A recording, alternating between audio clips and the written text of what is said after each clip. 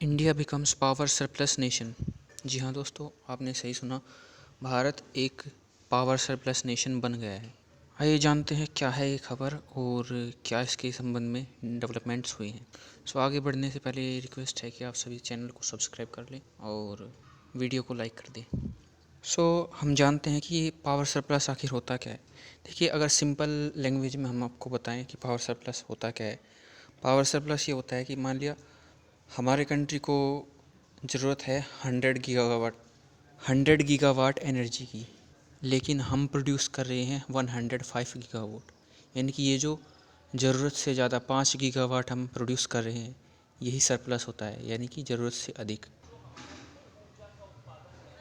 दोस्तों, अगर हम बात करें कि जो कन्वेंशनल सोर्सेज ऑफ एनर्जी हैं और non conventional sources of energy हैं, उन सभी को मिला के, जैसे कि hydro electric power, wind energy, solar energy, thermal power and nuclear power, इन सभी को मिला के हम इतनी एनर्जी प्रोड्यूस कर रहे हैं जो हमारी ज़रूरत से ज़्यादा है। दोस्तों, भारत में अभी 4 लाख मेगावाट एनर्जी का प्रोडक्शन हो रहा है। और यदि इसके रिस्पेक्ट में हम बात करें, गीगावाट का प्रोडक्शन है, इसमें सबसे ज़्यादा प्रोडक्शन जो है वो प्राइवेट सेक्टर के द्वारा किया जा रहा है, जो कि 49.5% है टोटल पावर जो प्रोडक्शन होता है इंडिया में। और अगर हम सेंट्रल गवर्नमेंट की बात करें तो सेंट्रल गवर्नमेंट की कंपनियां 24.5% प्रोडक्शन कर रही है इलेक्ट्रिसिटी का, और स्टेट का इसमें 26% का स्टेक्स है टोटल एनर्जी प्रोडक्शन में। दोस्तों, आपके मन में क्वेश्चन अराइज होगा कि ये जो प्राइवेट सेक्टर है वो इतना एनर्जी प्रोडक्शन कैसे कर रहा है। दोस्तों, इसके बारे में हम जानते हैं कि जो प्राइवेट कंपनीज़ हैं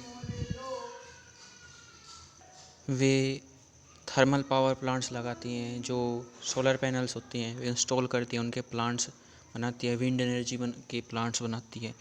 उनमें जो एनर्जी का प्रोडक्शन होता है उसको फिर वे सेंट्रल गवर्नमेंट को सेल कर देते हैं, जो कि हमारे और आपके घरों में इलेक्ट्रिसिटी के रूप में आती है।